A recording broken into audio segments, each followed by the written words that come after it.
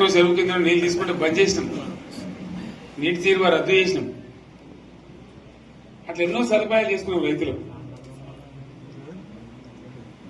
బాగా జరుగుతుండే. అప్పుడప్పుడు ఏమవుతుంది, కొన్ని దుష్ట దినాలు వస్తాయి, చెడు గడియలు వస్తాయి. మనోళ్ళు కూడా అలవోకగా ఓట్లేసారు. మీరు గొప్పలో మీరు మాణిక్యరావు గెలిపించారు. కొన్ని నియోజకవర్గాలలో అత్యాశకు పోయి నేను చెప్పిన కూడా అప్పుడు మంది మాటలు పట్టుకొని మారమానం పోతే మళ్ళీ వచ్చే వరకు ఇల్లు కాలిపోతారు. వీళ్ళని నమ్మితే అమాంతం మింగుతారు, మోసపోతాం. రైతు బంధుకు రామరామ అంటారు, దళిత బంధుకు జై భీమ్ అంటారు. వీళ్ళు ముంచుతారా నాయన అని చెప్పిన ఆయన వాడు తులం బంగారం ఇస్తా, నీకు ఏంటి, నీకు బంగారం వడ్డానం పెడతాను కానీ ఆయన నమ్మి ఏమో మీ సంగతి ఎంతో చూద్దామని ఆయన వేశారు. వేసింది ఇరుకపోయారు, బావిలో పడ్డారు, అయిపోయి ఉన్నాయి అన్ని మీకు. మళ్ళీ మొదటికి వచ్చానా కైలాస వాడలో పెద్ద పంపించినట్టు అయింది మళ్ళీ. అంతే కదా, ఆలోచన లేకుండా ఎటు పడితే అటు ఎవడో ఏదో చెప్తే నమ్మి ఓట్లేస్తే ఏమైంది అనేది ఒక మంచి గుణపాఠం ఇది తెలంగాణ.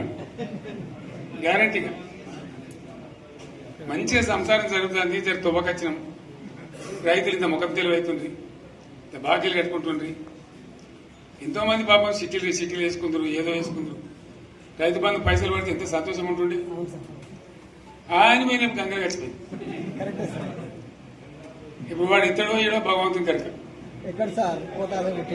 ఇచ్చినా కూడా మోసం. ఏదో మళ్ళీ ఎలక్షన్ కోసం దానికోసం చేస్తారు తప్ప కడుపు నిండా ప్రేమ ఇచ్చేది ఇట్లే ఉంటుందా? సర్పంచ్ ఎలక్షన్ పెట్టింది సార్. మనం ఉన్నప్పుడు కరోనా వచ్చింది. కరోనా వస్తే కూడా నేను రైతు బంధు ఆపలే. కరోనా వచ్చి రాష్ట్రానికి రూపాయి ఆదాయం రాకపోయినా 4-5 మంచి స్కీములు తెచ్చి వాళ్ళకి కాపాడుకున్నాం. గౌరవంగా బతికింది రైతులు. బీమా వచ్చినండి, రైతు బీమా పెడితే ఎంతమందికి సాయం జరిగింది.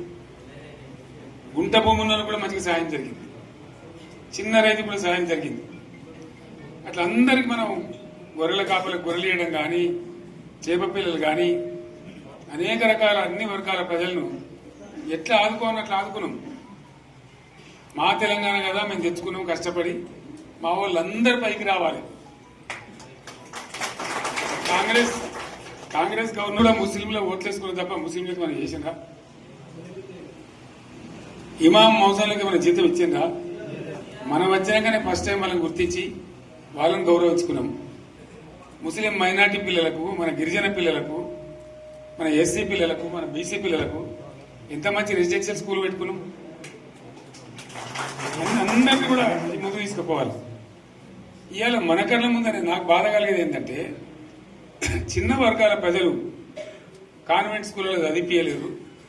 వాళ్ళ పిల్లలు కూడా బాగా చదవాలని చెప్పి ఎస్సీలకు, బీసీ, మన మైనార్టీ సోదరులకు గురుకుల పాఠశాలలు పెట్టారు. అద్భుతమైన చదువు చదువుకునే వాళ్ళు.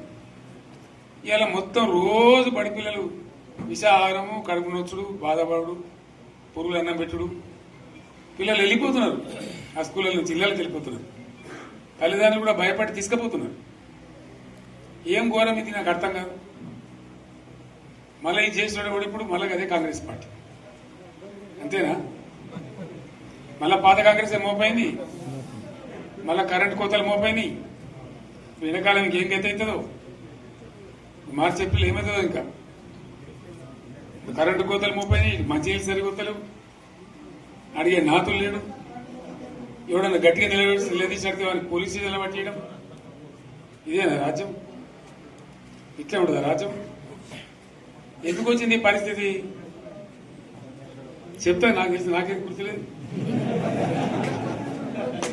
నేనేమంటున్నా అంటే, ఇట్లా అనేక పనులు చేసుకున్నాం మనం. గోదావరి నుంచి నీళ్లు తెచ్చుకున్నాం. నీళ్లు తెచ్చుకొని మంచినీళ్ళ తర్వాత సాగునీళ్ళు ఎంపడబడ్డాయి. మెదక్లో యువతల ప్రాంతం అంతా కొంత అందినాయి నీళ్లు, పాత మెదక్ జిల్లాలో. మీదికి మిగిలిపోయినాయి మన 2 తాలూకాలు, నారాయణఖేడ్, జైరాబాద్. వాళ్ళకి నీళ్లు రావాలి. ఎట్లా రావాలి గోదావరి నీళ్లు? సింగూరు ఒక టైంలో నిండుతుంది, ఒక టైంలో నిండదు. మరి నిండినప్పుడు ఎట్లా గోదావరి నీళ్ళు దిక్కు? సింగూరు నుంచి లిఫ్ట్ చేసి సంగమేశ్వర బసవేశ్వర అని 2 లిఫ్ట్లు పెట్టుకున్నాం. 2 తాలూకాలకు రెండింటికి కూడా లక్ష ఎకరాల పైచీలకు వచ్చేట్టు ఎకరాల నీళ్ళ స్టేట్ పెట్టుకున్నాం. మళ్ళీ మన నుంచే కావాలి, మళ్ళీ ఇది లైవ్లోకి రావాలి. అందరు మంచి గుణాలు. ఎందుకంటే మనకు మన పార్టీకి కులం లేదు, మతం లేదు, జాతి లేదు. తెలంగాణలో ఉన్న ప్రతి బిడ్డ మనోడే. వాళ్ళు ఏ మతం ఉన్నారు, ఏ కులం ఉన్నారు మనకు అవసరం లేదు. ఈ తెలంగాణ బార్డర్ గీత లోపలిన బిడ్డలు అందరు మనోళ్ళే, అందరు బాగుపడాల్సిందే. ప్రతి ఒక్కరికి న్యాయం జరగాల్సిందే. ఆ న్యాయం జరిగి ఆ ఫలితాలు తెలంగాణకు వచ్చేదాకా ఇంకెవ్వడు కొట్లాడాడు, ఎవరితో కాదు. అది అవతార పంచాంగం. మళ్ళా మనమే కొట్లాడాలి. అంతేనా? పక్క మాట ఇది. కొట్లాడదాం కదా. ప్రాణం పోయినా సరే తెలంగాణకు రక్షకులు మనమే. తెగించి కొట్లాడాల్సిందే. తెలంగాణ హక్కులను కొట్లాడాల్సిందే మనమే. కొట్లాడి తీరాల్సిందే అనే రెండవ మాట లేదు.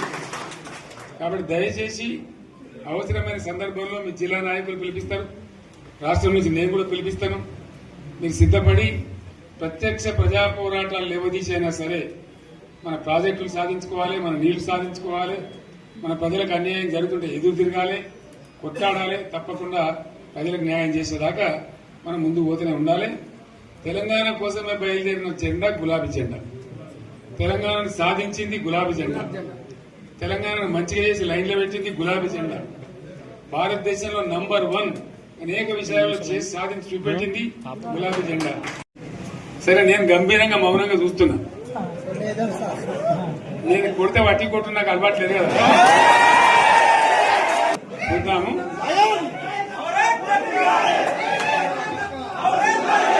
నా రోజులు కానీ అన్నట్టుగా నేను చూస్తా ఉన్నా. కానీ మనోళ్ళందరూ కూడా ప్రతిపాదిస్తున్న ఏంటంటే, 1 సంవత్సరం జరిగిపోయింది. సంగమేశ్వర ఆన్నే పన్నది, బసవేశ్వర ఆన్నే పన్నది, పాలమూరు ఉత్పత్తుల పథకం ఆన్నే పన్నది, కాళేశ్వరం అట్లనే పెడుతున్నారు. ఇవన్నీ అన్యాయాలని. కాబట్టి ఫిబ్రవరి నెలాఖరులో ఒక పెద్ద బహిరంగ సభ పెట్టాలి, మీరు కథ చూడాలి అని జరుగుతూ ఉంది. కాబట్టి మీరు కూడా పెద్ద ఎత్తున దయచేసి ఆ సభకు కదిలి రావాలి. కదా దూరమే ఉండదు. ఆ రకంగా తెలంగాణ శక్తి ఏందో మరొకసారి చూపించి వీళ్ళ మెడలు వంచి ఇప్పుడు సాధించాలి. భవిష్యత్తు కోసం కూడా కొట్టాడకు మనం సిద్ధంగా ఉండాలని తెలియజేసుకుంటూ, పరమేశ్వర్ గారికి అంతటి లోకమంతరం ఇది. ₹1,00,00,000 భూమి ఇప్పుడు 50 లక్షల కట్టుకోలేదు.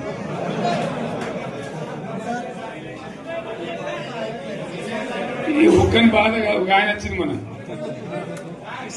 ఒక ఆయన ఒక 10 మంది వచ్చారు హైదరాబాద్కి. అందులోకి 2 ముస్లిం సోదరులు వచ్చారు. साहब सोब तबाह हो गया, इफलासी मुफलसी बच्चे क्या दबे होगा. तुम्हारा क्या हुआ बहन, तुम्हारा क्या हुआ? तुम हैदराबाद में तुम लोग हैं. मेरा कारोबार है साहब, मेरा छोटा मोटा कारोबार है, होटल भी है. 70% गिर गया. हर कोई पूछ रहे, हर कोई केसीआर को याद कर रहा है सामान. వాళ్ళు మాట్లాడుతున్నారు. ఎక్కడ ప్రతి ఒక్కరు భూముల ధరలు పోయినాయి, మన్ను పోయినాయి, మసాలా అన్ని పోయినాయి. ఇంత మంచిగా 4 ఎకరాల రైతు నేను 4 కోట్ల ఆసామని అనుకుంటుండే. అంత ధీమా ఉంది. ఎంత బాగుంటే హైదరాబాద్ నుంచి అడిగితే కూడా వచ్చి మనం ఇయ్యకపోదాం భూములు, డిమాండ్ పెరగానని. అంత బ్రహ్మాండంగా మారుమూల ప్రాంతంలో కూడా 40 లక్షలు 50 లక్షలు ఎకరానికి ఉండే. అటువంటిది సగానికి సగం పడిపోయి మొత్తం నాశనం చేశారు. వీళ్ళు ఇట్లే వదిలిపెడితే ఇంకింత నాశనం అవుతుంది. కాబట్టి మనం కొట్లాడాల్సిందే. నేను ఇంకొక మాట మీకు చెప్తా. ఎలక్షన్లలో నేను మస్తుగా చూసిన 50 ఇళ్లలో పార్టీలకు వెళ్తే ఓడతాయి. ఇంత మాయలు ఏడాది లోపలనే కాంగ్రెస్ పార్టీ దొరికితే కొడతాం రానంత గొప్పగా.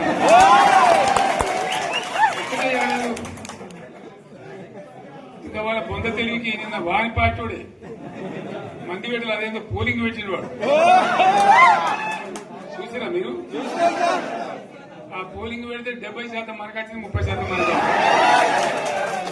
వాడు పెట్టింది, మనం పెట్టింది కాదు. 75 ఇది పరిస్థితి. అదే నేను ఏమంటున్నా అంటే ఫామ్ హౌస్ అంటే ఈడ ఏముంటది, వారి ఉంటది, మాకు ఉంటది, అల్లం ఉంటది. కాంగ్రెస్ వాళ్ళు ఎంత మనిషి చేస్తే పారబడి తవ్వచ్చు కూడా లంగత దీని ఫామ్ హౌస్ అని మనం బదనాం చేసి అంతే కదా. నేను ఏమంటున్నా అంటే అన్ని మబ్బులు వీడిపోయినట్టు ప్రజలకు అన్ని తెలిసిపోతున్నాయి. మంచి ఏంది, చెడ్డ ఏంది, ఏం జరిగింది అన్ని ఇంకా ఘోరమైతుందని చెప్తున్నా. వీళ్ళ తెలియదక్కతనానికి ఏమైంది, నిన్న మొన్న రిపోర్ట్ వచ్చింది. Comptroller and auditor general of India అని కాగ్ అంటారు దాన్ని. కాగ్ రిపోర్ట్ వచ్చింది. పోయిన సంవత్సరం మన గవర్నమెంట్ లో వచ్చిన ఆదాయం కంటే 13,000 కోట్ల రూపాయల ఆదాయం తగ్గిపోయింది. ఇంకా మార్చి పోయేవరకల్లా ఇంకో 3-4 కోట్ల అవుతుంది. అంటే 15,000 కోట్ల ఆదాయం పోతుంది. మన గవర్నమెంట్ ఉన్నప్పుడు ప్రతి ఏడాది 15,000 కోట్లు పెంచుకుంటూ పోయింది, చెప్పేసుకుంటూ పోయింది. ఏడాది 10 నుంచి 15,000 కోట్ల ఆదాయం పెరిగేది మన టైంలో. అంత జాగ్రత్తగా మనం వ్యవహారం చేస్తాం. ఇలా ఉల్టా 15,000 కోట్లు పడిపోయింది. ఇంకా వాడేమిస్తాడుగా, ఇంకా ఇస్తారా? ఇంకో 4-5 నెలలైతే జీతాలే కష్టమైంది ఉంటుంది. అందరికి పెండింగ్ పెట్టి రిటైర్ అయిన దొరుకుతలు పైసలు మీరు చూస్తారు కదా పేపర్లలో. సో ఆ విధంగా రాష్ట్ర ఆర్థిక పరిస్థితిని కూడా దివాలా తీయించారు. వాళ్ళతోనేం కాదు, 100కు 100% ఇప్పటికే ప్రజల నిర్ణయానికి వచ్చిండ్రు. డెఫినెట్ గా రాబోయే గవర్నమెంట్ మనదే అని అనుమానం కూడా అవసరం లేదు. కాబట్టి దయచేసి నేను మీ అందరిని కోరేది, మీకు మంచి ఎమ్మెల్యే ఉన్నాడు మాణిక్రావు గారు. ఆయన నాయకత్వంలో మంచిగా పనిచేసి మంచిగా ముందుకు పోయి చాలా చక్కగా మంచి ఫలితాలు భవిష్యత్తులో సాధించాలి. పరమేశ్వర్ పాటిల్ గారికి, వారు వెంట వచ్చిన మిత్రులకు నేను ప్రత్యేకంగా ధన్యవాదాలు చెప్తా ఉన్నాను. ఇటువంటి కార్యకర్తలు, ఇటువంటి నాయకులే పార్టీకి పట్టుబొమ్మలు, తెలంగాణ జాతి రత్నాలు. తెలంగాణకు ప్రమాదం వచ్చిందన్నప్పుడల్లా ఇటువంటి బిడ్డలే అక్కడో లేచి నిలబడి వాళ్ళ మాతరంగాన్ని ఆ సోయి చూపెడతా ఉన్నారు. మీరు నడిచిన 140 కిలోమీటర్ల పాదయాత్ర వృధా పోదు. ప్రజలందరూ మిమ్మల్ని చూసింది. దాంట్లో తోపట కూడా మీతో ఎంతో మంది మాట్లాడింది, అడిగింది మిమ్మల్ని ఎందుకు పాదయాత్ర ఇస్తున్నాయి. మీరు కూడా అందరికి చెప్పిండ్రు, అంతే కదా. మీకు కూడా అర్థమైంది ప్రజలు ఎంత వ్యతిరేకం ఉన్నదనేది. సో ఆ రకంగా మీ పాదయాత్ర వృధా పోదు, మీ కష్టం వృధా పోదు. తప్పకుండా రాబోయే రోజుల్లో విజయం మనదే. అయితే మన విజయం మన కోసం కాదు, అది తెలంగాణ విజయం కావాలి, తెలంగాణ ప్రజల విజయం కావాలి, తెలంగాణ రైతుల విజయం కావాలి అని మనవి చేస్తూ మరొకసారి పరమేశ్వర్ను వారి బృందాన్ని అభినందిస్తూ వస్తున్నట్టు మనకి లైన్